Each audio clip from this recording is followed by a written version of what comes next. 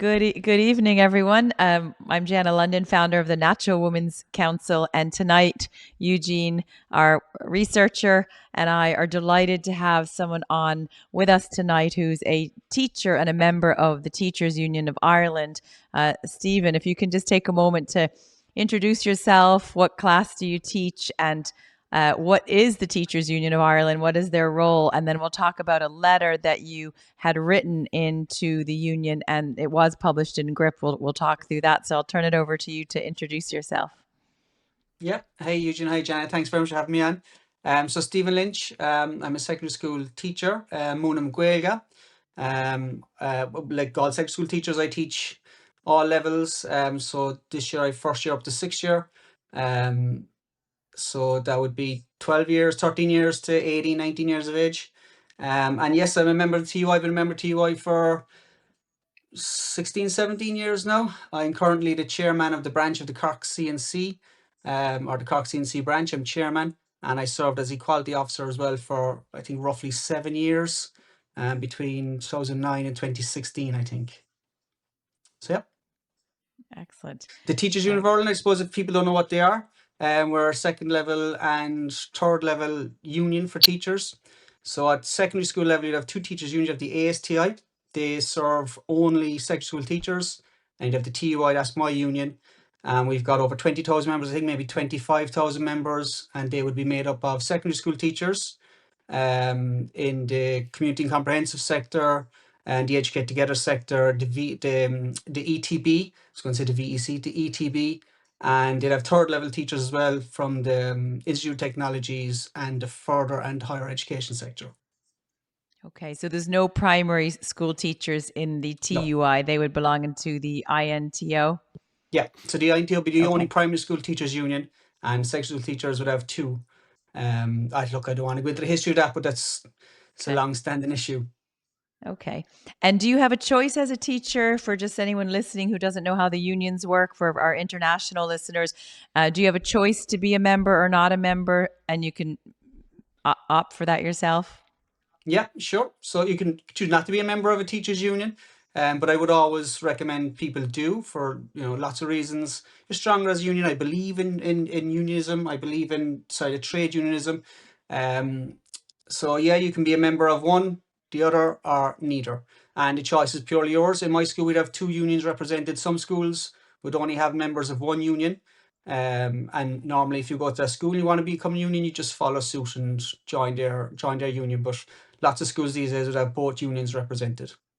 Okay, and it does pay memberships. You pay for. I'm assuming there's a payment from the members, and then with that you get some benefits being a member. As you said, it would be wise to be a member. So that's great. Thanks for that overview for listeners who may not know how the unions work, particularly outside Ireland. So Eugene, I'll turn it over to you to talk about, I suppose, what from this letter that was published in Gript Media, things that caught your attention doing the research and the recent podcasts we've done, particularly on the communism and the capture of the classroom by ideologues and, as we know, communists as well. So I'll turn it over to you. Yeah, I think, we would have been familiar. So a lot of people would have seen the video, the INTO conference with Ellie Barnes, who's a Marxist, basically, talking about, critical race theory and teaching this stuff in classrooms in this primary school now, right? And not telling the parents, of course, not making the parents aware, and basically saying, oh, this is policy, we've got to do it, etc., etc. So that was very concerning. Anybody who's seen that video would be very concerned. I guess when I looked at your one, there's a few things that resonated in it. The usual, the far right thing, right? That the far right are everywhere, around every corner, the far right. Whereas actually it's the far left that are around every corner and are deeply rooted in our education system, and in the feed into the education system, which is the universities, of course, and the teacher training, which is a huge problem. And we know Marxists have taken that over from years ago, and our universities are totally captured, right? You go into a university and go into the arts and humanities now, and it's queered, right? Everything is queer, right? And I subscribe to a lot of the academic papers, so I see them. They're rotten. They really are. It's been degraded. It's degraded our education system. So I'd have a real concern, not just the ideological point, but people's education has been compromised. Look, I would always defend teachers. I know, yeah. Look, I love my job. It's a great job, and people always say, "Oh, you've a fabulous job. You've all these holidays." And that's true. It's a great job. I do love it, and you do get to teach, and you do get to, you know, without sounding corny, mold and shape people's lives and all the rest. But with that comes great responsibility as well. And teachers, you do fall into the trap of this is the curriculum. People think that the teachers come up with the curriculum.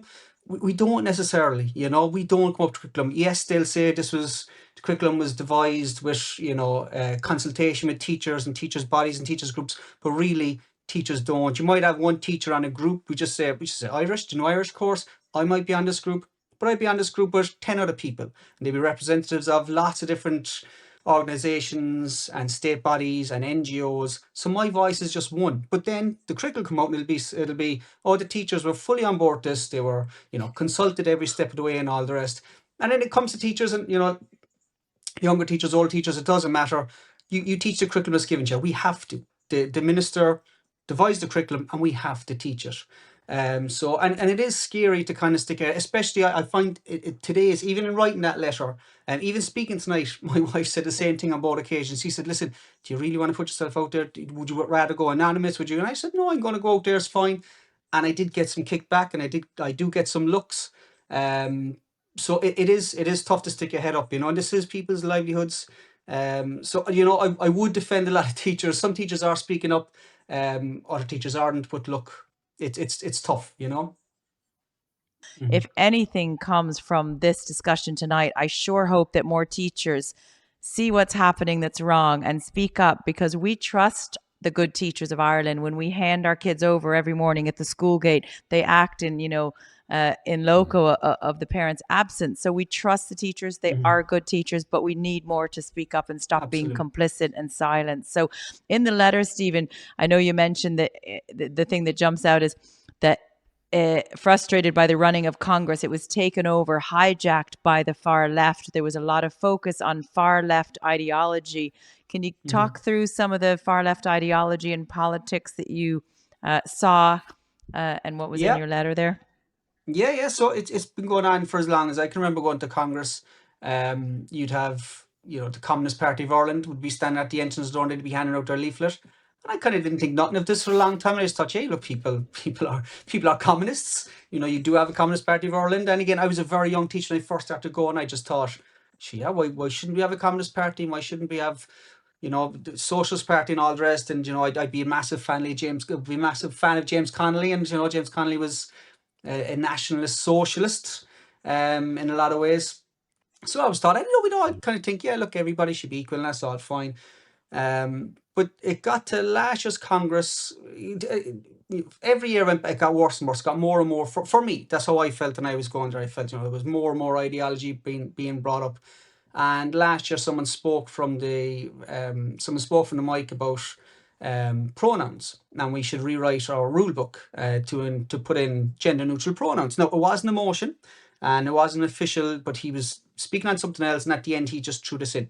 And the amount of applause that he got, and I thought, right, this is kind of scary now, and you couple all that then with, as I said, Communist Party of Ireland always represented there, handing out their leaflets. Again, last year we had speakers speaking about the rise of the far right in Turkey. And again, as a paying member of the Teachers Union of Ireland, I was thinking, I feel sorry for those people in Turkey. They were under house arrest and all the rest, and they were trade unionists, comrades and all that kind of stuff. But I was kind of going, I'm here to talk about Irish teachers' issues, not even education issues as such, our rights and our conditions, which is what I pay my union to protect. So there was that. It's just the constant talk of the rise of the far right. And honest to God, lads, I swear to God, I don't come across the far right in education. I don't. I don't come across it. Stephen, can I jump in? Can I jump in just for a moment? Because we've asked the question, everyone in our groups, we have been labeled as the far right, when we've gone into libraries to remove the highly sexual books from the children's section. Oh, the far rights are here, those far right mommies. Did they define, because no one's ever given me a definition when they have this label, were they able to provide a definition? What actually is the far right? Because nobody can actually clearly define what that means. They just throw the labels around like sweets in a sweet shop. Yeah, no, you just hear the phrase far right and Donald Trump and far right, Donald Trump and far right. They're coming for our curriculum. They're coming for our kids. You just keep hearing Donald Trump and the far right. It's crazy. No, but you're right, Jana. I never hear them define it or anything. But last year in particular, I said I was looking around and I had people applauding, applauding the pronoun nonsense. And the Communist Party were there, and I was kind of going, I'm after coming across a lot of the far left. After one of the days of the meetings, I was handed a leaflet about Palestine. And again, make no mistake, everybody was looking for, hopefully, there would be peace in Palestine. Everybody's looking for peace in Palestine. Everybody in the world wants peace in Palestine. But again, I was then kind of going, I've no interest in going to a meeting about Palestine, and I don't know enough about the topic. I don't know which side is fully right or fully wrong. I know there's thousands of years there's been issues going on in that area of the world. And I handed leave for that. And I said, no, I've no interest in that. And genuinely scowled at me. The person genuinely scowled at me. And I felt look, not a baby, but I felt attacked. And I was kind of going, I should be able to say I have no interest in this. I'm at my teachers' union conference. I don't want to hear about Palestine right now. And people might say that's selfish of me. There's people dying in Palestine. God left them all. I know all that. But just in that moment, I thought, I've enough to be doing. I don't want to be going to a meeting about Palestine.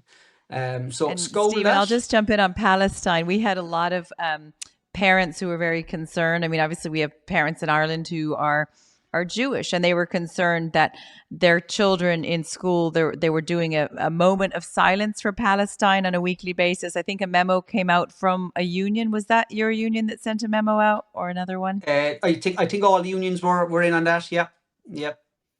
So that's, we talk about in the spirit of diversity and being kind and being inclusive, because those are the words they love to hijack. What about the child whose parents have different political views, or that child is Jewish, or they don't feel comfortable talking about this in the classroom? It's bringing those far left politics into not only the teachers' union meetings, but into the classroom onto innocent children. And we've had a lot of complaints about that. So it's just it's not inclusive. My school are decent enough there, and we've got a very good chaplain. But last year, one of the teachers in my school, she was thinking about fundraising for Palestine, and she asked, I do a couple of clubs in school, and she asked if one of my clubs would get involved. And I did say that to her. I said, look, I no problem getting involved for fundraising, but I don't want to fundraise under the headline of Palestine. Nor would I want to fundraise under the headline of Israel or where. I said, can we do something more general? And I think she came up with fundraising for Doctors Without Borders, which was a grand compromise for me. And again, nothing against Palestine or Israel anyway. I just thought, let's not pick a side here. If we just fundraise for charity, it'll be fine. So I did that. And yeah, even all that talk about the wars in schools and stuff is going too far for me. But back to the union stuff. As I said, no one ever defines who and where the far right are, and I genuinely don't come across them. Like as Eugene said, there was a movement. Ireland has swayed toward the left and become liberal, and have, people would say, maybe thrown the shackles of Christianity off of us in the Catholic Church and our schools and all the rest. That was fine. We did that. We repealed the 8, and we did the gay marriage rights and all. That was all great. But since then, I felt it's like an avalanche of far left ideologies, and I can define the far left ideologies. I can tell you what they are. As I said, the gender one was huge for me. The climate activism was another one. Actually, the activism in general. The unions, and I'm not naive. I know being involved in a trade union is political in itself, and I know we've got ties to the Labour Party and all that. But again, I was getting email after email for marches for this and strikes for that and minute silence for this, and it was all activism. It was all social activism. The climate one, the unions are huge in that as well. And again, what is the climate agenda or activism that they're pushing? And I'll share one that I experienced in my own little Catholic school in rural Ireland here. But what are they pushing it in the union or in the schools that you're seeing, the climate agenda? Yeah, so we'd have climate lobbying basically in the unions. They would have been marches for climate whatever it is, climate activism. We spend money. We've got there's meetings about climate. I think we have a climate officer, but there's a climate action group within my union. And I actually wrote to the union a couple of years ago to ask, how much money's been spent on this and why is, because the union is the members' money funds the unions. And again, like I'm a very happy member of the Teachers Union of Ireland. I know the people up there very well personally, great people that try the best, but it's the hijacking, as I said, of the far left of the union, which I'd have a massive concern over. Especially when it comes to their time and my money. I think the time of the union should be better spent solely on teachers' conditions and pay, and not on ideology, or not on activism, not on social activism. And where is the origin coming? Where is it being pushed into the unions from? Now we know where it's being pushed into the classrooms. Eugene and I have done deep dives in podcasts on that. But who's pushing it into the unions? Because the unions, the people that work there. They're good people. There's good teachers. The 20,000 members. So who is the party or the people pushing it into the union and hijacking it? I don't really know, but it's just, and the union is made up of, so the Teachers Union of Ireland would have, I don't know, maybe a dozen paid staff, and we'd have a general secretary, we'd have a president, we'd have I think 10 assistant general secretaries. They're the only people that are paid. Everybody else in the union is made up of volunteers, people like myself who go to the meetings as a chairman, and I'd volunteer for the groups. As I said, I was equality officer for several years, and from that then you get invited onto other groups. Yeah. So union members, we say affiliation with a certain group, you could feed that back into union and say, listen, there's this thing on with the climate and all the rest. I think we should have a climate activism group, or I think we should have, and that's just where it comes from. It comes, I don't want to say naturally, but I don't know of any, overall scheme, or I mean, I do know of the overall one, but in terms of infiltrating the union on the ground there like that, I'm not sure. I think it just comes naturally from people's. And it's like, who tabled that? So who brought in that agenda item to talk about the far right on the rise? And in your letter, you said that, I think you mentioned that they said the far right is, let me just see if I can quote it. The far right who is coming for your children. First? Who allowed this person to come in and speak about that, or who spoke about that topic? Yes, I could tell you spoke about that. So it was, and like, I'm not breaking any rules or any confidentiality or anything here, because the Union Congress is streamed live. The transcripts are produced, as far as I know. So look, I said I'm not breaking any rules or any privacy or anything. It was John McGowan who was our former general secretary, and again, I've known John for years, very nice guy, very good union man. But again, he's now, so he retired from the TUI, and I think he went on some international, I had a note of it, I can't find it, but he's on some international trade union movement now. And it was him who was in touch with the people from Turkey, and it was him who brought that to the stage. So he was invited, or not invited, maybe he asked to come, but he was at our Congress this year as a special guest speaker. And his speech was about the rise of the far right. And he was the one who said, and again, I think it's a direct quote, but it's definitely a paraphrase, where he said the lines of, make no mistake, the far right are coming for us, they're coming for our kids, and they're coming for our curriculum. And that struck me how inverted deeply. Is that? Because we know it's the far left and the trans activists coming for the children. So it's always all inverted and twisted. And they call people far right when they're teachers that speak up, mommies and daddies that speak up, and ordinary citizens who are concerned about what's happening. So the label is very past its shelf life. I think people now just switch off when they hear it. And the climate is being convoluted in with the clean earth thing. So in my children's school, they raised the climate green flag, and my daughter's class wrote a song about the climate, and the crops are dying and the ice is melting and they're dying and all of this. She came home, very concerned about the earth, the state of the earth, and it's going to blow up, and the food is dying and the animals are dying. And I mean, this is very traumatic for any 10-year-old.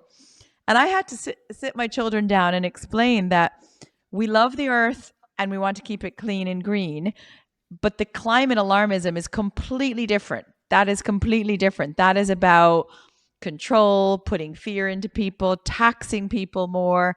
And it's the same people that did the whole COVID thing are doing the climate thing. I spoke with a psychologist this week, and a child wrote a suicide note because they were so concerned the earth was going to blow up. And last year, Eugene, you remember we had a parent contact us. Their child was on the autistic spectrum, came home crying their eyes out, trembling with fear, and said to their parents, "I'm never going to be able to have children." And the parents said, "Well, why is that?" And they said, "The earth's going to blow up." So it's causing what they actually have a term for it now, eco anxiety. The children feel everything they do, flying on their holidays, eating meat, driving a car, is all going to hurt the earth, and it's going to blow up because of the child. Just like they felt that if they didn't wear their mask, they're going to kill their grandmother. I mean, it's a psychological manipulation and child abuse. And I guess just for the listeners, because they're not going to probably hear it on RTE, we had this week Bill Gates come out and basically say he doesn't believe that there's going to be this existential risk based on climate. He said we've got to look after welfare, people's welfare in poor nations and healthcare and stuff, but it's not the climate stuff. So he's gone back on his position. A point I've listened in the background quietly into some Marxist and trade union meetings. Some of them I watched on YouTube, and some have actually been able to go in online. And they use that term far right all the time, and fascist. And it's basically anybody who doesn't agree with what they're doing. Like that's it, right? So you could be as neutral in the world, and they're just going to call you far right. So don't. That's it. That just rolls off the tongue of any Marxist or anything. To go back to what's happening in the classroom, maybe outside of just your letter, like in terms of the experience in the classroom for the last 10 years, both the changes in the curriculum, what you're seeing from the in-service training from EJA, right? For example, because you've got this EJA group that come in, and I know that they've been instructing SPHE teachers to not to use ungendered language, for example, and all that kind of thing. So that's stuff we're aware of because we've got it from the teachers, the SPHE teachers in our group. But in the last 10 years, what other kind of changes have you seen, I guess, or has there been anything substantive that you've seen that's different from 10 years ago in the classroom? Yeah, again, just the social activism really being ramped up. I think like every teacher I speak to agrees that there's a dumbing down of the curriculum.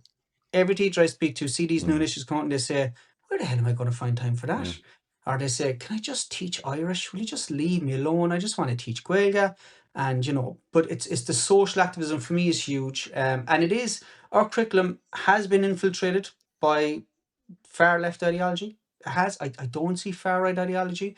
There's no write-ups on Charlie Kirk. There's no that there isn't. There's no speaking about those far right Christians, like Charlie Kirk, those far Christians, right Christians who believe there's only male and female. The constant talking of toxic masculinity, and it's funny. It's the irony of it all. They come in with all to talk about inclusivity and equality and all the rest. It's actually the opposite of what they're doing. They become so inclusive that they actually exclude who they don't want in their group. It's like the LGBTQIA plus question mark group. They include everybody but me. They include everybody but the vast majority of the boys in my school who I know are getting sick of it. And it's not because there's a rise of homophobia. It's not because we don't want people to be happy. It's just, I see kids, my own daughter, kids just want to be left alone. And I think kids just need to be left alone to be kids. My own daughter, Jana, had the same story with the polar bear. Yeah. So my own daughter, the same story with the polar bear. She came home from school one day, very upset that the polar bears are dying, and they were showing the clip of the polar bear, the staged one with the polar bear on the ice floating out the ocean, and she's very upset, And I have another friend whose kid came home. He had night terrors 3 years ago because the school were talking so much about the war in the Ukraine that the kid woke up screaming in the middle of the night that Vladimir Putin had broken into his house and had taken his mommy and daddy away from him. Crazy. My daughter had homework. She came to me one day. She said, "Can I help I helped them with the homework all the time." And she said, I don't know how to do my homework. So I sat down. I said, "Why don't you know?" She goes, "The question basically was, what do you know about the war in the Ukraine?" And she said, "But I don't know anything, Dad." And I said, "Well, then write down, I don't know anything." I said, "You shouldn't know anything. You're 9. You shouldn't know anything, Yeah. So that's a big change I've seen in schools. They're trying to make social activists out of the kids. I said it started Well, it didn't start, but it was the Greta Thunberg one. I know, roughly 10 years ago, where they all took the day off to march the streets for the climate, and it's steamrolled since then. It's just gotten worse and worse since then. It's all groups, and it's active groups, and state bodies, NGOs, all these groups that come in and speak to kids, and it's just too much. I talk about the school books and all the rest. I never see the likes of Stella O'Malley or Abigail Schreier or Dr. Raz No. Hakim. I never see anybody like that quote on our school books. It's but the I, hard left activist. And can I ask you, Stephen, do you have third parties go into your school? I know Belong To spend a week, and it's coming up on, I believe, November 3rd to November 7th. They spend a week in secondary schools for their stand-up week. And I've looked through many of their stand-up week toolkits, and they teach, they want to teach children about, of course, the pronouns, top surgery, which is removing the girl's breast, bottom surgery, removing the boy's genitals. They want to talk about dead naming, not to dead name someone, which is to call them their birth name if they decide they were a different sex.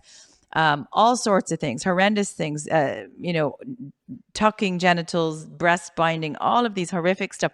And Belong To spend a week with children. And when they go in, I know they do the rainbow shirt day.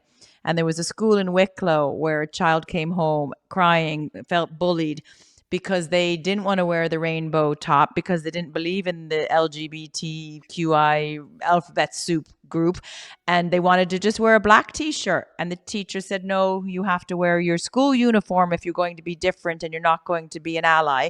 They had to wear their school uniform, everyone else in a rainbow. I mean, they might as well have put the gold star on their jumper in the 30s, right? So that happened. And then the other thing that happens is this group, we got a complaint in from a parent recently that a group was going into sixth class primary school, 11 and 12-year-olds, and they were called the Wiser program. Their website is bewiser.ie. They were teaching masturbation, and on their website for the world to see, under masturbation lessons, it talks about using vibrators, sex toys, watching porn, having erotic fantasies, and lubricant. Things that on a podcast right now, I wouldn't normally talk about such things, and I certainly wouldn't even talk about them at an adult dinner party in the classroom for 11-year-olds. So do you have these third parties? What's that? Was it primary school? Yeah, primary school will be sixth class, so 11 and 12-year-olds. Yeah. And do you have these type of third parties go into school like Belong To or Be Wiser or School Fitness Ireland was going in teaching masturbation, porn, and gender ideology? I rang the owner. He hung up on me when I asked the question. So there's all these sinister bad actors going into schools because we saw the memo that the ASTI put out that basically, and I'll paraphrase it, said that if a teacher doesn't want to teach this stuff, don't worry, third party can come in. Well, sure enough, all these third party bad actors are coming in to teach about, 11-year-olds how to use a vibrator. Are you getting this in your school? Or have you seen it or heard about it? Yeah, I've seen and heard about it in other schools. In my school, no, we haven't had anything like that, but you do, like, we have our stand-up awareness week next week. And you do get, sent stuff if it comes up in the classroom, discuss this, whatever. Just, in general, if people are asking, and we wear the rainbow stuff. I refused to wear the rainbow armband last year. I didn't refuse. I just said I didn't see a need to wear it. I didn't need. My thing was, I've got the Irish flag hanging up in my classroom that I got public in hearing, and that's about as far as I'll go. And the Irish flag symbolizes everything you want it to symbolize. It symbolizes peace. It symbolizes gay rights. It symbolizes everything. And I say I don't need to wear an armband to show that I'm. I thought the Irish flag now is inciting violence and racism. That's what the Dublin City Council was asking their council workers apparently to take the flags down. It's creating violence because, of course, racist Irish, Yeah, well, I've got my Irish flag flying anyway. Good. So I said no to the armband, and I did get questioned. A couple of the kids very annoyed that I would do that. When the teachers asked me, geez, why aren't you wearing it? And I said, I don't need to wear an armband to show that I'm kind and compassionate. I treat everybody equally anyway. Yeah. That's all there is to it. And we did the teachers did the dress up in the colours of the rainbow.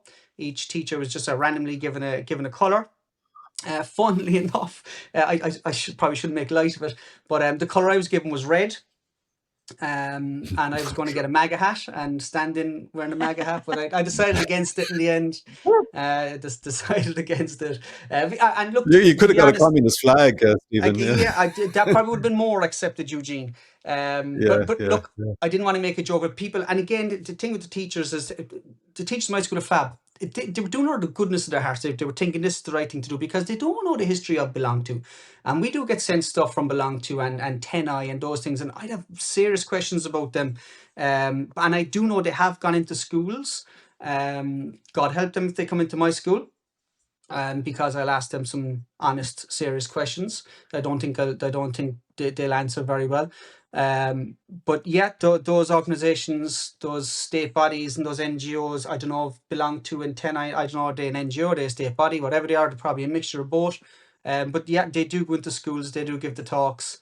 And again, to go back to defend teachers and schools and management, this comes down to us, and you're so busy, and you get this thing, look, let's support our LGBTQIA plus question mark students. You say, yeah, sure, why not, let's support them. And then you say, sure, I don't know anything about that. And Smith says, I don't know. The boss says, look, there's this email from this company, this school use them, that school use them, and they get state funding, they must be great, let's bring them in and speak. So that's how they're getting into schools. It's not schools actively going out, bringing this stuff to the schools. We get bombarded. I got an email. I was the librarian in my school for many years, and I got an email from, I actually wrote down the name of them. I'll find it later, but I can't remember the name of it. But anyway, they sent me an email. Children's Books Ireland, that's what it was. Children's Books Ireland. We did an assembly outside their office after they I'll go promoted away. Juno I'll go Dawson. away. Well, they sent me Yeah. their email about, would you like school books for the library? And I thought, this is fab, this is brilliant course. Oh, Always yeah. looking for school books. So I logged on to fill out the Children's Books of questionnaire. Ireland. Yeah, I filled out the questionnaire, and the first question was something like, what of these ideologies are you looking at? Do you want race theory books? Do you want queer books? Do you want this book? And I filled out the questionnaire honestly, and again, if I could find it, I'll send it to you. Because I think I saved what I said, because I sent it to my principal and said, look, I don't think we're getting books, but this is what I responded. And I basically said, I do not want my library to be a political statement. I've got I'm wearing an all boys school, about 600 boys, fabulous school, very happy, very safe school, very open. We've had boys bringing their boyfriends to grads, no issue, nobody cares. My school is fab. And I said, I've got 600 boys. They generally like reading biographies, sports biographies, action and adventure, and horror books. So that's all I want. I don't want to tick any political box. So needless to say, I got an email back saying your school didn't qualify for free library books. So no, you wouldn't want the Children's Books of Ireland books. They used to be. This is just an example where a small act can make a big difference. So Children's Books of Ireland used to be sponsored by On Post. So after we did the book reading outside Children's Books of Ireland, it was Elena. I think it was Elena Ryan might have been the CEO, if I recall. And we basically played her speech on the radio, and then we said, "Right, she's promoting this Juno Dawson. Let's read some of the books." And then we'd play her again, and we'd read the books. And then we moved ourselves over to the GPO, and we decided, because they sponsored the books, we would do a reading inside the GPO of the books that On Post sponsored on the Children's Book of Ireland list. So I started reading those books, and these were pretty gruesome, talking about blowies, handies, fisting, using sex apps, and more. And the manager came out and said, "I'm going to have to call the Garda." I said, "Oh, work away. I'm reading the books that you sponsor, so I'll just keep reading until they come." And the Garda showed up, 2 officers, and I said, "I'm just going to finish reading some of the books that On Post sponsor. Just stand right there. If the books are inappropriate, you can go arrest those people over there." And I kept on reading, and all the staff members came out from their cubicles at On Post in the GPO, and they closed for business for 30 minutes. So we actually closed down the GPO. It felt like the 1916 parent rising. But then guess what?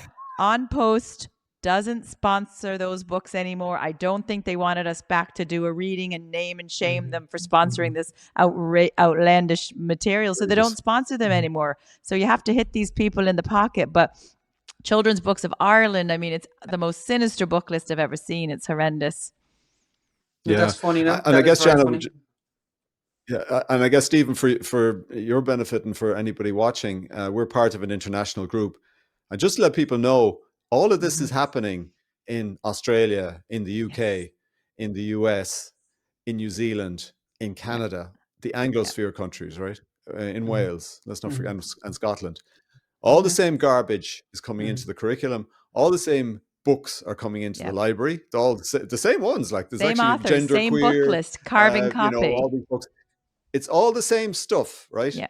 So you tell me, is there a conspiracy going on here or not? There is. It's being coordinated by the United Nations and UNESCO. That's where it's coming from. That's where they're pushing it, and they push it through the local groups, the local communist parties, the local trade unions, the local LGBTQ activist groups.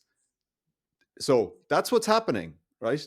And people need to wake up to that, and it's happening internationally. So now we've had visibility to some of the books in New Zealand and Australia, and my God, like they really are bad. I mean, you're talking about bestiality, you're talking about underage sex, graphic, like animated graphics, like cartoon graphics, but they're horrendous, absolutely horrendous. We haven't got that bad yet. And they have legislation in some of those countries, like the conversion therapy bans and stuff like that. They're in worse state than we are, but we're catching up really quick. Their playbook is working. You know, because you know, they hone in on people's sensibilities and people's compassion. You know, the empathy, and it's a short line or short jump from empathy to suicidal empathy, and we're at the suicidal empathy end of it now. I said their playbook is working, and they have us all fighting the division amongst ourselves. They said the irony of being inclusive, but actually you're splitting people. Like when you constantly talk about race and gender and all this, all you're doing is highlighting divisions. All you're doing is highlighting differences. Yeah. And they're pushing it on children when those seeds wouldn't be sowed. So, for example, my daughter was really excited to come home this year. She's 10. And she said, "Oh, Mommy, I'm really excited. We have a lovely new boy in the class. He's from Spain." I'm like, "Oh, that's great. You know, make sure you learn some Spanish to teach Mommy some Spanish." And that was it. And she said he's great at sports and everything else. And she was at athletics one night. And she said, "Oh, Mommy, that's the new boy from Spain in my class. And he's a black child." My daughter never mention the skin color, nor should she, because kids don't care if you're black or you're white. She loved this child in her school and was excited for a child from a different country to come. Didn't come home and say there's a black child in the class. But with all of this critical race theory, and we've seen the documents, they want to teach children they should feel privileged for being white, male, or Irish. And you see people say, "Oh, they were a white Irish male." I have never once in my life met an Irish person that says, "Hi, I'm Eugene. I'm white Irish." You just say, "I'm Irish." So kids are colorblind. They don't see, they don't care about the skin color. They're born kind. They're overflowing with love and purity and innocence. But this agenda is causing the children to notice things, causing the children to be, divisive when they naturally would not be, or nor should they be. Yeah. No, I agree. And I've seen those. I've seen the textbooks that do it. Again, I complained to one of the textbooks companies. The rep came into me, one of their Irish books, one of the new junior cycle Irish books. The front cover was just a full page of a girl wearing a hijab, brown girl wearing a hijab. And I pulled the rep and I said, "Listen, I don't like the normalizing of the hijabs. To me, and I'm not a woman, of course, but to me, the wearing hijabs was always seen as oppressive to women. Always seen as oppressive to women." Absolutely. And she came back to me the following year, and I also made a thing. There was an Irish book, and I says very little about Irish culture in there. There's very little about St. Patrick's Day and Iha Hona and all that kind of stuff. And she came back to me the following year with a new book, and she said, "Look, we've scrapped that book. You aren't the only one that complained." So, well, my son in senior infants, in a Catholic school, my little boy brought home a book called Mosque School one day, and it was all about a mosque school, everyone in the hijabs and all this. And the next day he brought home one called Yasmin's Dress. Again, all hijabs. So I wrote to my school and said, my children go to Catholic school. They don't bring home books about Catholicism or the Catholic Church, but this week it's bringing home books of women dressed in hijabs. And I had to say to my children, that's oppressive to women. A woman should not have to cover her head and her face. And that I tweeted that out. It got over 1 million hits. Elon Musk shared it. It went viral around the world, and people saying, "Why are Christian schools teaching children about hijabs? It doesn't make sense." So we we did get a response back recently from the Bishop of Meath, Deanahan, and he did in the letter state that some of this contradicts the anthropology of the Catholic Church, and we were specifically writing about the Bí Conálta program. For anyone listening who doesn't speak Irish, I don't speak Irish.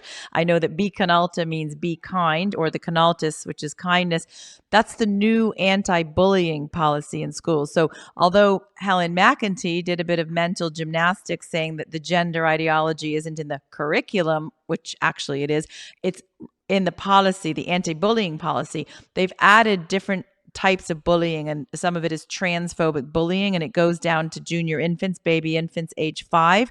So if they're going to be taught not to be a transphobic bully, then they need to be taught about transgenderism. And with Conáltas, we have the Conáltas flag, we have the posters, we have the training days, and all of that. And if a child, under the policy, if they do not accept pronouns or the makey-uppy 72 genders that McEntee put into the hate crime bill, or they don't think that Johnny can be Sally, technically under that policy, that child, that gender critical child, could be disciplined because they're a bully under the new policy for saying there's only 2 sexes, teacher. Sex can't be changed. I don't want to use pronouns.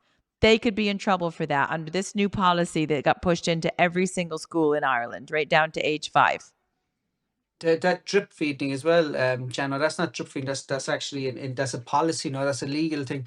But the drip Yep. feeding of all this as well in schools, I said I started noticing it 10, 15 years ago, and I think we're at it's like an avalanche now. We're at a breaking point. I did the English Junior Cert pre-papers this year, so we used the company DEB for our pre-papers, and they had a question on Shakespeare about how kids these days can relate to some themes in Shakespeare. And on their marking scheme for teachers, when you're marking it, you look at the marking scheme that helps you to give out results and stuff, and the marking schemes are available online and stuff. They had as their first indicative point to themes in Shakespeare from Twelfth Night and The Merchant of Venice and As You Like It. They had their very first indicative point, kids might talk about, and they had gender fluidity.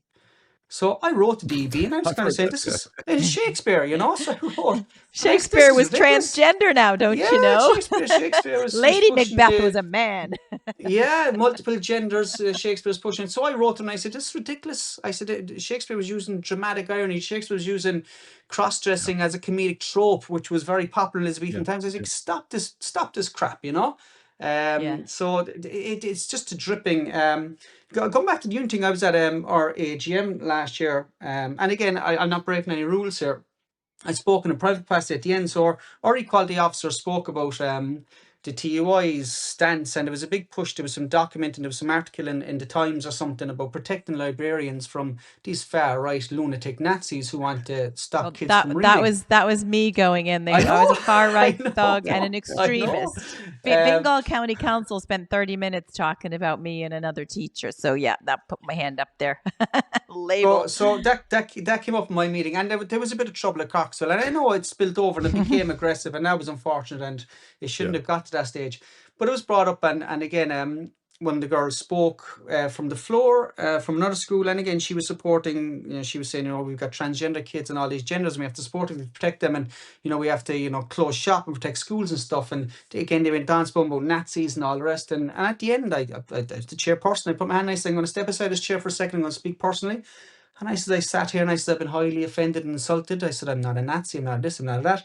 But I said, I agreed with taking those books out of the library. And I said, do you know what those books were? And I went through it. And I went on to say, listen, you can believe there's 72 genders. And I said, I would absolutely defend your right to believe that. I would support you. I said, if somebody discriminated against you, I would march for you. I said, it's your right to believe that. But I says, I have a right, not other parents have a right to believe that there's only 2.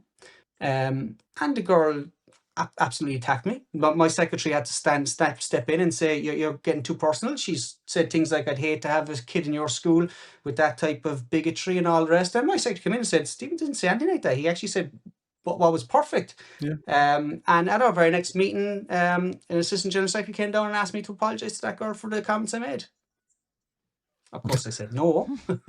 I said, if she No. wants to have a conversation, I said, I'll sit down with her. But I said, what I'll be doing is reiterating exactly what I just said. So maybe she misunderstood me. I couldn't have been more inclusive of supportive of her beliefs. And she was the opposite to me. She was the anti of that to me. Yeah. So yeah. It's narcissism, Stephen. It's the Yeah. Oh yeah. narcissism of Yeah. Yeah. woke. 100%. It Yeah. fundamentally is, and I just fair play to you, and I think it's good for people to hear you because people need to stand up to this.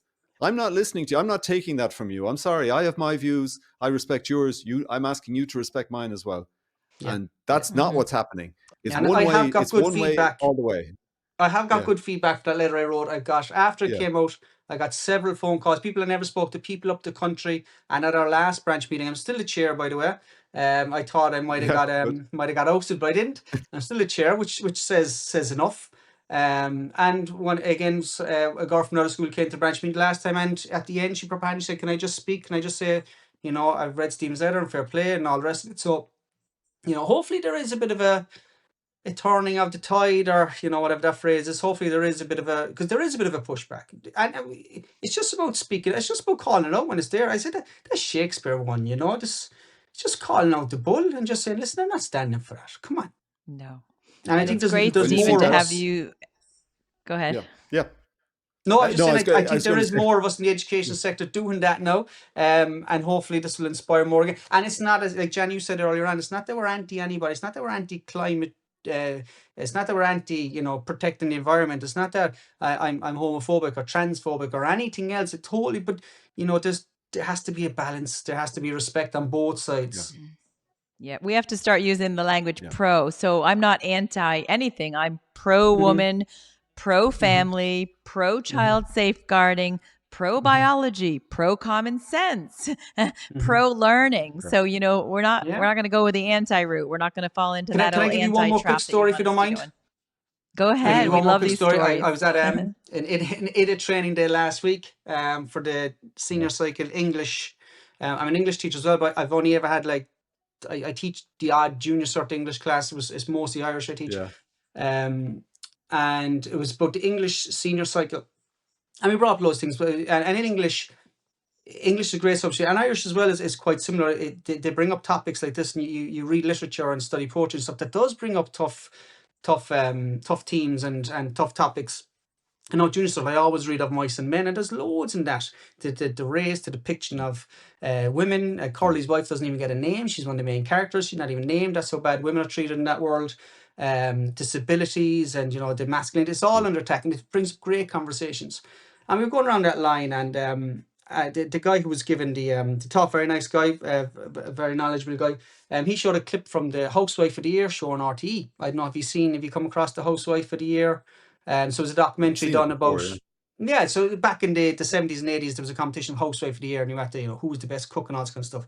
And everybody laughed and they were all sniggering. They're saying how backward they were. And they interviewed women now who participated, and they were saying, oh, why did we do it? I can't believe we did it. And I was speaking to my mum about that afterwards. My mum, I have 5 brothers and a sister. My mum was a housewife. Or like my mum's quite actually upset about it. And she goes, did I live my life all fucking wrong? Was I a big idiot? Should I have been out in an office working, and having you come home to an empty house and not know where your football Yeah. boots were and all this stuff? But no, and we went for lunch, and I said it to the people, and I said to the guy who gave the talk, I said, listen, I actually, you're going to kill me now, but I wasn't brave enough to stick my hand up in the room, because you had everybody nodding along and laughing, saying, oh, these stupid backward women. And I said to the people at the table I was with, I was like, that's not true feminism. True feminism is giving a woman a choice. My mum chose to stay home and rear her 7 kids, and a damn fine job she did too. I said she shouldn't be sniggered at, and different times, and different. So they accepted it, and everybody said, yeah. And to be fair to the guy who gave it, he was kind of saying, maybe I'll take that into my next talk now. And I was kind of going, yeah, look, as you said, we shouldn't be anti anything. We should be pro women staying at home if they want to stay home.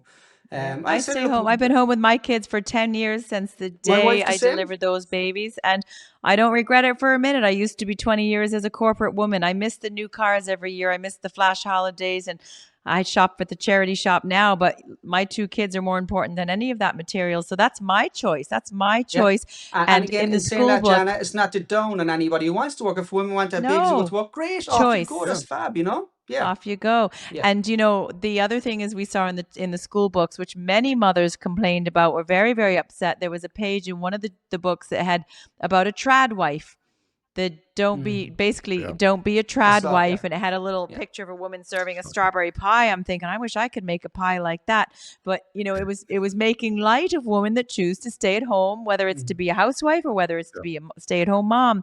So it's degrading for mothers. I joined a movement, Moms for Freedom, which is part of Moms for America, based out of the US, but they're forming an international network. They have 17 countries now on board.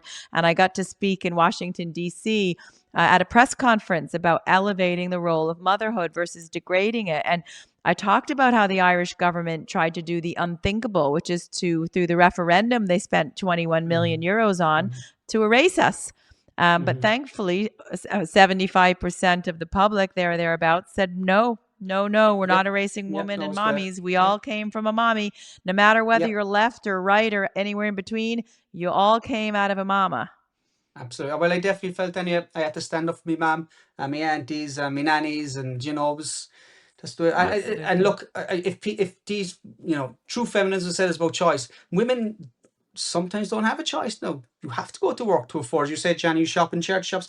If you want to have a holiday and you want to have a mortgage these days, you probably have to have two parents working. So where are the feminists calling that out? Yep. And under the article in the Constitution, it states that no woman should be forced into work out of economic That's right. necessity. So, if that's the Mm. case, the government should be giving more financial benefits to women who decide to stay at home and rear their children. There was a Mm. poll done in the mainstream, and a high percentage of women, I can't remember the specific percent, said they would love to stay home with their babies if they could, but they're forced after baby 6 months old, hand the baby Mm. off to a creche. They Mm. go work 40 hours a week. And, like I want to be there when my children learn to walk and they're teething and they're learning to read and write, or they're feeling unwell. Mommy's there and I Yeah. haven't missed a day. And that's my choice. But every woman should have that choice. The government That's it. needs to be That's doing it. more. Yeah, Yeah. my wife did the same. My wife stayed at home for 10 years while the kids were, and then when the youngest started primary school, and look, thankfully my job lends itself to being home earlier than your average 9 to 5. But yeah, my wife stayed at home for 10 years. Yeah. So the books are Yeah. destroying, Great. again, it's back to what Eugene said, back to the communism that you discussed, Stephen, and what Eugene Mhm. and I did the podcast on. It's breaking down the faith, breaking down the family, breaking down the sexes, breaking everything. It's breaking down because the more they divide and splinter people, the more control people will they'll be controlled by the government and be little foot soldiers for the agenda. Like, think Mao's China, I think Hitler's youth, and now we have the wokery. So Yeah. I guess, Stephen, I Take guess away if society's we core beliefs, and then you can absolutely tell them take what to away believe common in. sense. And I studied in the last couple of years. I went back for 2 more qualifications. I got a life coaching, business coaching, and also NLP practitioner qualification. And I've learned a lot about language, and I've learned a lot about how they can really manipulate the language and really weaponize people through that language manipulation. Mhm. And it's just astonishing when you see it. You can't unsee it. So I think before we conclude, Stephen, if you could offer one piece of advice for other teachers on what can we do to inspire them to speak up more? How do we get more on side so it's easier for the few that actually do put their head up, and also easier for people like myself and Eugene who are trying to get the message out to stop this from destroying our schools? We need more teachers. What can we do to bring more on board and inspire them to find their voice? Yeah, so it's very hard to stick your head up like this. Even now, at the end of this, I'm thinking, oh God, how's this going to come across? How's it going to come across to my school? How's it going to come across to my neighbours? And maybe nobody will see it. Maybe, who do I think I am? Maybe nobody will be interested in what I have to say. But I think if teachers just start small on the ground, and that's how I started 10 years ago, 7, 8 years ago, by noticing things and sending an email to the book company. Send that email to the local councillor, send the email to your unit, send the email, or say to the person who's run this initiative in your school, listen, I don't know about this organisation, belong to it all. Have you looked at this? It's just start small, and it'll build, well, Okay. hopefully it'll build from there, because not every teacher's going to have the opportunity to come on your podcast channel. Not every teacher's going to have the opportunity to have something that they wrote, picked up by Gript Media, and be thrown into spotlight. I'm not thrown into spotlight. Nobody knows who I am, but other teachers have. So it is very hard to, but I would say just in your own school, in your own world, in your own life, start small. If you see something, call it out, and go from there. I really think that's the key to this. That's great. I always, my mantra, I've said it 100 times, I'll say it 100 more, is have 5 a day. I don't just mean for your health, I mean to spread awareness. I have 5 conversations a day with people I don't know, could be in the, the barber shop, the bookshop, church, wherever. 5 conversations every day. And I start with just small talks. And it usually starts with, how do you feel about what's happening in schools? And you might get the blank stare, or you might get people who do know. And if they don't know, you say, oh, you haven't seen that they're teaching boys they can be girls and girls they can be boys. And they're like, oh, that's nonsense. That's terrible. I was at a cooking class for a mommy-daughter cooking class last weekend. And someone asked, oh, what do you do for work? That's always a conversation starter. I'm like, I have the best job in the world. I'm a full-time mom, but I campaign full-time on the side as well. And they're like, well, what do you do? And I opened up the door of conversation, and they said, we just had a dinner party last week, and all the mommies at the dinner party are absolutely disgusted with this transgenderism in schools. 2 years ago, you wouldn't have had a conversation like that. Wow. This was in an area where, people would have maybe turned their head if they saw you, or not even wanted to talk about it. It's now mainstream. So that's because a lot of people on the ground are having those small conversations every day, 5 a day, little ones. We just have to keep standing up. So Stephen, thank you so much. I guess it's a great time to conclude. We've hit the hour mark. It's 11:30 at night, because this is when all the kids are asleep and when we do our work. So thanks for coming on and having this very candid discussion. Any teacher listening, don't be silent. Speak up. Make it easier on teachers like Stephen. Any other parents out there who are sitting there, speak up. Make it easier on people like me, so I'm not the odd one out. We are mainstream now. You're not alone in your thinking, but start to find your voice. Yeah. When you speak up, you be kind and respectful. You're not a far right Nazi. You're not a lunatic. No. Be kind. Speak up. You have an opinion. Share it. The other person can disagree. That's fine. Let them disagree and let you disagree. Just that's how we There's move a way forward. to speak up respectfully. Like I go out in every speech I do, I video. And if somebody says you're spreading hate, I post out the whole video of the speech. And that wasn't hateful. That was my view. It was based on evidence. I stand with love for my children. I stand with love for this country. I don't stand in hate. So don't try to twist it and put words in my mouth. So absolutely, great point. Do it with respect and evidence-based and your own view, and you can't go wrong. So that's a great discussion. And hopefully any teachers listening, you want to come on anytime with our podcast. The more the merrier. So thanks for that, Stephen and Thanks, Eugene. guys.